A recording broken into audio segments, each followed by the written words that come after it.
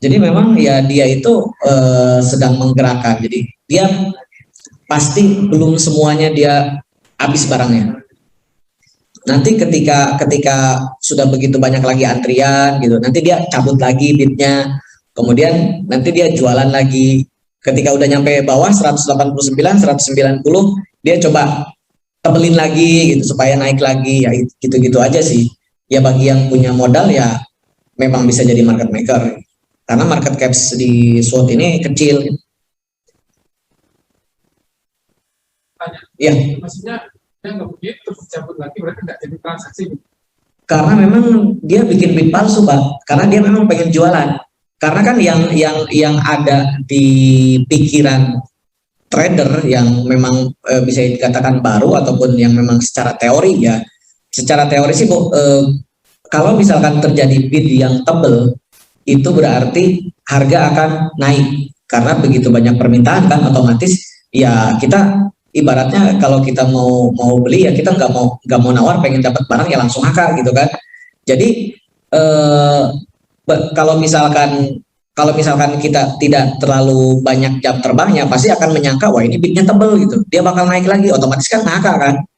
Tapi kenyataannya nggak semuanya seperti itu, tuh kan sekarang dicabut lagi, tuh kan cabut IEP yang jualan gitu. Jadi ya dia sengaja memang bikin bid supaya trader-trader lain ataupun broker-broker lain menyangka seperti itu, sehingga mereka pada nyangka dia naik ya, dia HK, kemudian dia yang jualan gitu. Setelah barangnya udah sedikit-sedikit terjual, ya bid itu dia tarik, dia cabut. Karena kan bid itu belum terjadi transaksi, Pak.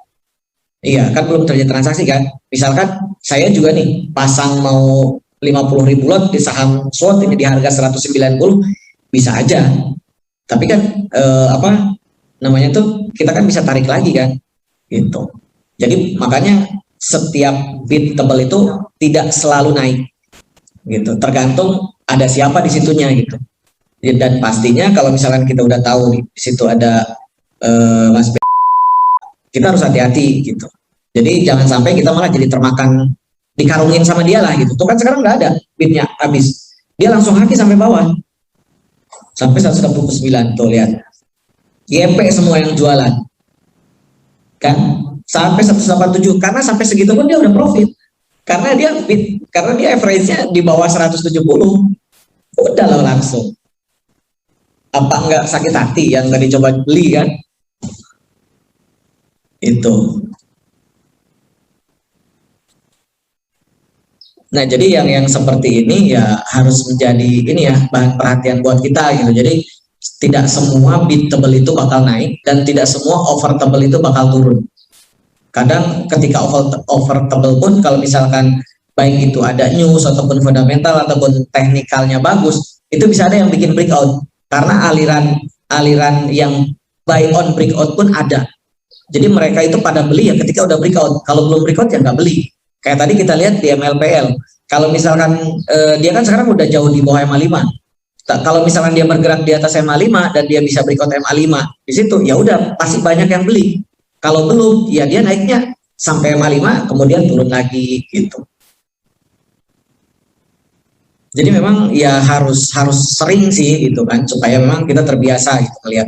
Nah sekarang bidnya banyak lagi nih. Siapa lagi kalau bukan dia yang bikin kan? Gitu aja sih.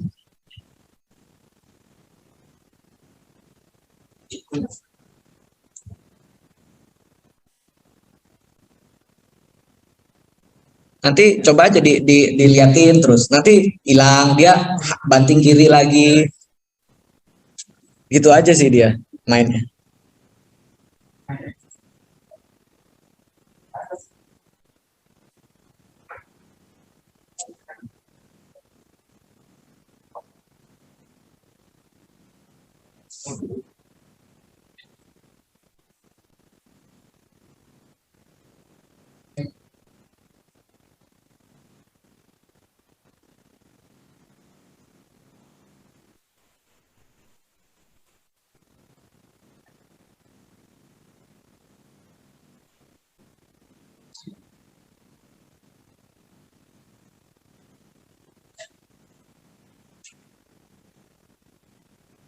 Kalau mau ya dan penasaran pengen masuk si SWOT, jangan di HK, tapi antri di 185 sampai dengan 186. Tuh kan dia ke situ sampai 187, 86, 85 enggak? Sampai 185 dia. 4 malah. Nah, udah. Nah itu kan 85, 84, 85 ya kita jual di 87, 88 juga ada profit gitu. Jadi mainnya kalau lagi kayak gini mainnya tradingnya jangan kita ngakak tapi tetap aja antri, biarin aja dulu. Karena kan kalau misalkan nggak dapat juga kan kita nggak rugi kan. Gitu. Ini yang tadi beli di atas 200 udah gigit jari nih. Tuh kan hilang tuh bitnya yang di puluhannya. ARB nih closing. Dah bisa ARB closing. Kalau dia udah sampai jualan di harga merah, pasti closingnya bisa deket ARB.